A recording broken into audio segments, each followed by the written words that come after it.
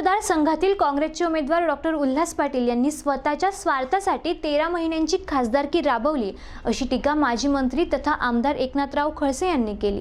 रावेर येथील जाहीर सभेत ते बोलत होते। भाजपा उमेदवार रक्षा खडसे यांचीही प्रचार सभा होती।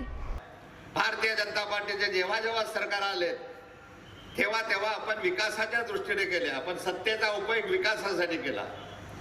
काँग्रेसचे उमेदवार निवडून आले तर सत्तेचा उपयोग स्वतःच्या स्वार्थासाठी केला। 5 वर्ष झाले भारतीय जनता पार्टीचं सरकार, शिवसेना युतीचं सरकार या देशामध्ये आहे। खासदार रक्षाताईंना आपण निवडून दिलं प्रचंड मताधिक्याने। 5 वर्षाच्या कालखंडामध्ये रक्षाताईंनी संपर्क करण्याचा प्रयत्न केला, विकास करण्याचा प्रयत्न केला। रावेर शहराचे हद्दवाढीचा प्रश्न असेल, हरिभाऊंनी सर्वांच्या सहकार्याने सोडवला। असे अनेक विषय विकासाच्या दृष्टिकोनातून 5 वर्ष रक्षाताईंनी सत्तेचा उपयोग विकासासाठी केला। आणि आपल्या काँग्रेसचे उमेदवार उल्हास पाटील साहेब 13 महिने खासदार होते। किती महिने? 13 महिन्यामध्ये कशासाठी उपयोग केला? सत्तेचा, स्वार्थासाठी केला। 13 महिन्यामध्ये 13 संस्था उघडल्या। मेडिकल कॉलेज असेल, इंजिनिअरिंग कॉलेज असेल, कृषीचं कॉलेज असेल, फिजिओथेरपीचं कॉलेज असेल, स्वतःच्या स्वार्थासाठी सत्तेचा उपयोग करणारे आणि जनतेच्या हितासाठी, विकासासाठी उपयोग करणारे लोकप्रतिनिधी याची तुलना आपल्याला करायची आहे।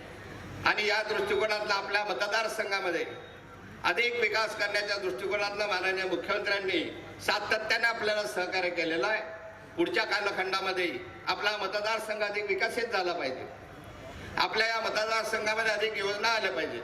रक्षाताईंनी पाहिलं एक आपलं भुसावळ रेल्वे स्टेशनला गेलो, सर्वात चांगलं रेल्वे स्टेशन अलीकडच्या या विभागामध्ये आपलं भुसावळचं आहे। अनेक गाड्या त्या माध्यमातून इथून नव्यानं सुरू झाल्या। राजधानी एक्सप्रेस भुसावळून जायला लागली, दुरांतो एक्सप्रेस या ठिकाणून जायला लागल्या। मुंबई ते आपलं भुसावळ ते मुंबईची रेल्वे गाडी सुरू झाली। भुसावळ ते पुण्याची रेल्वे गाडी 4 वर्षापूर्वी सुरू झाली। आणि अशा रेल्वे गाड्या सुरू झाल्या आणि अशाच रेल्वेचे प्रश्न असतील। पासपोर्ट कार्यालय खास करून भुसावळला आलं, भविष्य निर्वाह निधीचं कार्यालय नाशिकवरून आपल्या जळगावला आलं, कितीतरी कार्यालयाच्या या ठिकाणी आले आहेत। आणि अशा विकासाच्या दृष्टिकोनातून मतदान करायचं आहे। आपल्याला द्यायचं आहे मत, ते विकासाला मत द्यायचं आहे। मोदीजींच्या सूचनेनुसार सबका साथ सबका विकास, सक्षम देश